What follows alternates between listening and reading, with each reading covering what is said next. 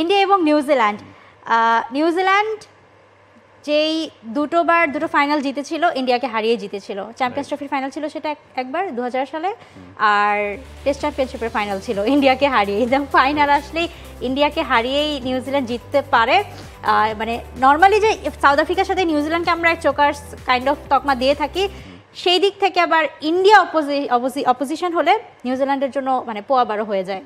দেখুন, প্রথমবার যেবার 2000 সালে হারিয়েছিল সেটা আইসিসি নকআউট ট্রফি ছিল, যেটা মিনি বিশ্বকাপ, নাম চেঞ্জ ছিল, এখন অবশ্য চ্যাম্পিয়ন্স ট্রফি নাম হয়েছে। তখন সেটাই কিন্তু আসলে লিমিটেড ওভার ক্রিকেটে এখন অবধি নিউজিল্যান্ডের একমাত্র শিরোপা হয়ে আছে।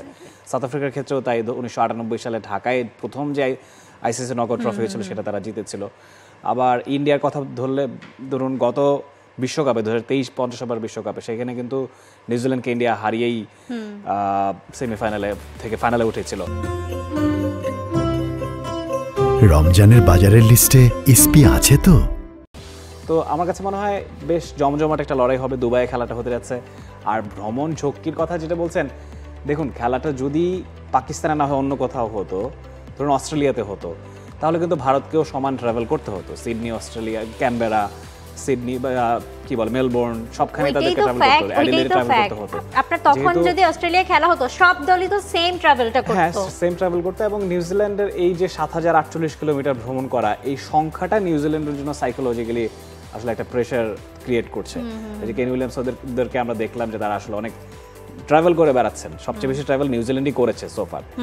তো এইটা আসলে আমার কাছে মনে হয় এটা মাথা থেকে সরিয়ে রাখা দরকার। 4টা দিন তারা অবকাশ যাপন করেছে, খুব একটা প্র্যাকটিস তারা করেনি। তো আমার কাছে মনে হয় না এই ব্যাপারটা নিউজিল্যান্ড মাথায় রাখতে চাইবে বলে। আর ইন্ডিয়ার জন্য হ্যাঁ খানিকটা আনফেয়ার অ্যাডভান্টেজ তো বটেই। একটা টুর্নামেন্টে আপনি খেলতে গিয়েছেন, একটা মাঠে আপনি খেলবেন, এরকম আমরা বাংলাদেশে দেখেছি এশিয়া কাপ শুধুমাত্র মিরপুরে হয়, সেটা একটা ভিন্ন প্রসঙ্গ যে একটা কোনো দলকে ট্রাভেল করতে হয় না, ঢাকা শহরের জ্যামটাই ফেস করতে হয় শুধু। যদি আপনি দেখা যায় যদি আপনি ইন্টারকন্টিনেন্টাল থাকেন, সেখান থেকে মিরপুর আসতে যতটুকু আপনার জ্যাম ফেস করতে হয়, তো সেই ব্যাপারটা তো আসলে ভারতকে কোথাও ফেস করতে হয়নি।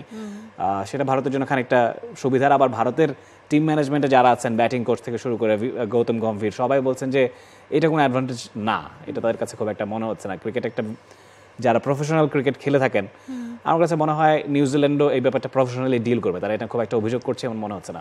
হ্যাঁ, কারণ আমরা যখন সেমিফাইনাল যখন অস্ট্রেলিয়া হেরেছে, অস্ট্রেলিয়াকে স্টিভ স্মিথকে যখন জিজ্ঞেস করা হয়েছে, সেও বলেছেন অস্ট্রেলিয়া ইন্ডিয়া ডিজার্ভিং টিম হিসেবে জিতেছে, এইসব কোনো ইস্যু আসলে আমরা বলতে চাই না। আরেকটা জিনিস ইন্ডিয়া যেটা বলছে, যখনই তাদেরকে এই ব্যাপারে প্রশ্ন করা হয় তারা বলে যে আমরা আগে সব দল তো আগে থেকেই জানে যে আমরা দুবাইয়ে থাকবো, দুবাইয়ে খেলবো, তো এই প্রসঙ্গগুলো এখন কেন আসছে?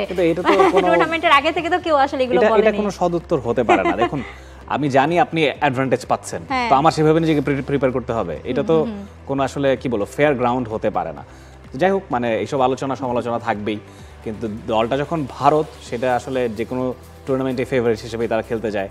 আমার মনে হয় না অন্য কোথাও খেলা হলে, সেখানে ট্রাভেল হলে খুব একটা অসুবিধা হতে বলে। দেখুন গত বছরের কথাই মনে হচ্ছে, টি-20 বিশ্বকাপ ইউএসএতে হয়েছে, ওয়েস্ট ইন্ডিজে হয়েছে, আলাদা আলাদা জায়গায় ট্রাভেল করে তারাই কিন্তু চ্যাম্পিয়ন হয়েছে।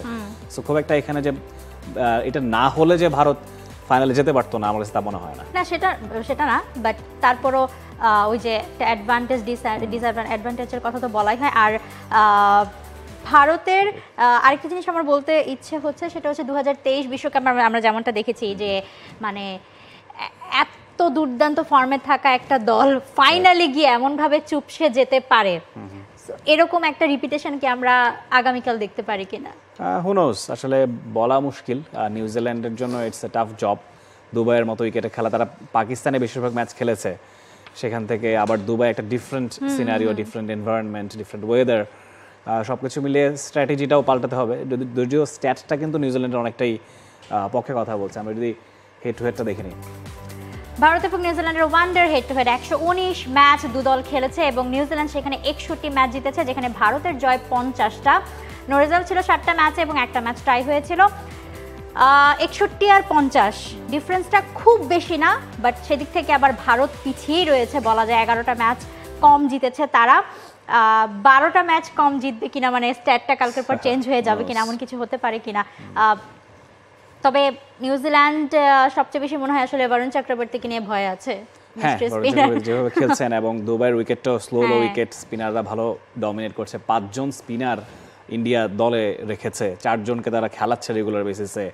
অনেকগুলো দলে তো আসলে 4 জন স্পিনারই নেই। আপনি যদি নিউজিল্যান্ডের দিকে তাকান, সেভাবে করে ব্রেসওয়েল কিংবা কি বলবো গ্লেন ফিলিপস, তাদেরকে তো আপনি আসলে পুরোদস্ত স্পিনার বলতে পারেন না। রাচিন রবীন্দ্রই পুরোদস্ত স্পিনার কিনা সেটা নিয়ে অনেকে ডাউট করেন। তার ব্যাটিং পারফরমেন্সটা এত বেশি ডমিনেটিং হয়ে যায় মাঝে মধ্যে।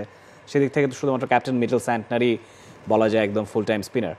তো আমার কাছে মনে হয় ভারত তাদের স্ট্র্যাটেজি যেভাবেই সাজাক না কেন, নিউজিল্যান্ড পূর্ণ প্রস্তুতি নিয়েই মাঠে নামে। তারা জানে নিজেদের দিনে ভারত কতটা ডেঞ্জারাস হতে পারে, এবং নিউজিল্যান্ড সম্প্রতি বেশ কিছু ফাইনাল তারা খেলেছে। ভারতও টানা 2টো আইসিসি ইভেন্টের ফাইনাল খেলতে যাচ্ছে, 3টে ইনফ্যাক্ট, যদি 50 ওভারের বিশ্বকাপটাও ধরি। তো আমার কাছে মনে হয় এই ব্যাপারগুলো ব্যাক অফ দ্য মাইন্ড কাজ করবে দুই দলেরই, এবং সেই সঙ্গে জমজমাট একটা ফাইনাল আসলে পুরো ক্রিকেট বিশ্ব দেখতে পাবে। এবং নিউজিল্যান্ডের আমরা দেখেছি যে তাদের সোশ্যাল মিডিয়াতে কিন্তু সেই 25 বছর আগের যে ম্যাচ জেতা, ফাইনাল জেতা, সেটার ক্লিপ ছাড়া হয়েছে। মানে সো তারা আসলে বুস্ট আপ করতে চাচ্ছে।